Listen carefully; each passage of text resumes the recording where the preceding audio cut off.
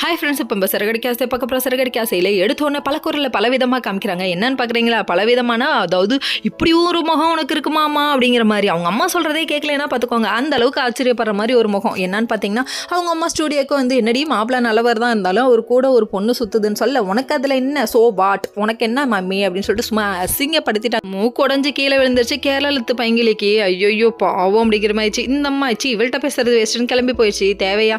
புருஷனுக்கும் பொண்டாட்டி கடையில் எதுக்குமா பிரச்சனை முன்னாடி வர்ற, இதெல்லாம் ரொம்ப தப்புமா அப்படிங்கிற மாதிரி இருந்தது. இன்னொரு பக்கம் வந்துட்டு, அதாவது மீனாவோட ஃபேமிலியை காமிக்கிறாங்க. அவங்க தம்பி இருந்துட்டு ஒழுங்கா காலேஜ் போறாராம், பெரிய விஷயம்ப்பா அப்படிங்கிற மாதிரி ஆயிடுச்சு.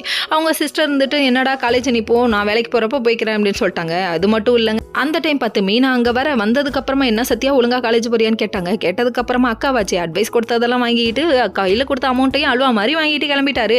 இதெல்லாம் ஒரு பக்கம் இருக்கு. அதுக்கப்புறம் என்ன சீதா நீ போலையா அப்படின்னு சொல்லிட்டாங்க. அந்த போனுக்கான்னு சொல்லிட்டு கோயிலுக்குள்ள போறாங்க. அந்த டைம் பார்த்து பூசாரி வந்து கொழு வைமான்னு சொல்லிட்டாங்க. இந்த ஐடியா நல்லா இருக்கேன்னு சொல்லிட்டு வீட்டில் வந்து கேட்க நிறைய செலவாகுமோன்னு சொல்லிட்டு முத்து யோசிக்கிறாரு. எப்படி உங்கள் ஃப்ரெண்டுக்கு அள்ளி கொடுக்கலாம் காசு இருக்கு, இது காசு இல்லையா அப்படின்ற மாதிரி நக்கலாக பார்த்தாங்க. அதுக்கப்புறம் இல்லை லுக்கூடாத வாங்கிக்கலாம், கம்மியாக பேச வாங்கிக்கலாங்க அப்படின்னு சொல்லிட்டாங்க.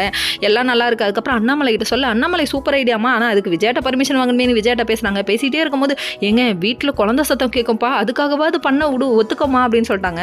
அது எப்படி நம்ம ரோஹிணி வீட்டிலனா பண்ணுவாங்க, அவங்க வசதியான வீடுன்னு சொல்ல, கொழுனா என்னன்னு தெரியாமல் திருன்னு முழிக்குது. கொழுனா என்னன்னு தெரியாமல் போய் சொல்கிறேன், நாளைக்கு மாட்டிக்கிட்டு முழிக்க போகிறேன் அப்படிங்கிற மாதிரி இருக்குது. இதெல்லாம் ஒரு பக்கம் இருக்குது. அதுக்கப்புறம் நம்ம விஜய் வந்துட்டு வைக்க பர்மிஷன் கொடுத்துட்டாங்க. எப்படின்னு பார்த்தீங்களா, அண்ணாமலை வந்துட்டு நீ பாடுறதுல அப்படின்னு ஒரு வார்த்தையை சொல்லிவிட்டாரு. இசைமலையில் நினைய தயாரா, ஐயோ என்னால் முடியாதுப்பா அப்படிங்கிறவங்க